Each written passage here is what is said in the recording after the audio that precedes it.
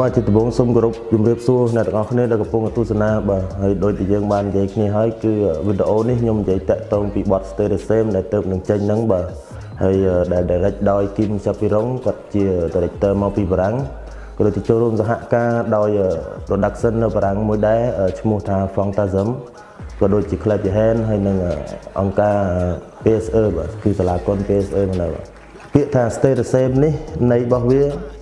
មិនបានន័យថាយើងអត់ចេះលូតលាស់រីចម្រើននៅតែមកកន្លែងអត់ចេះទៅណាទេគឺន័យរបស់វាគឺយើងទោះបីយើងទៅដល់ណាក៏យើងអត់ភ្លេចកំណើតដើមគឺយើងនៅតែជាយើងគឺនៅតែរាប់អានពួកម៉ាក់ចាស់ចាស់មិនថាយើងល្បីឬក៏យើងមានបានយើងបានបុណ្យស័ក្តិធំគឺយើងមិនភ្លេចពួកគាត់យើងមិនវាយរឹកដាក់ពួកគាត់គឺបែបហ្នឹងហើយអ្វីដែល inspire ខ្ញុំឲ្យទៅសេបានជាបទហ្នឹងគឺជា clear របស់ខ្ញុំផ្ទាល់នៅក្នុងបទ Cypher គឺ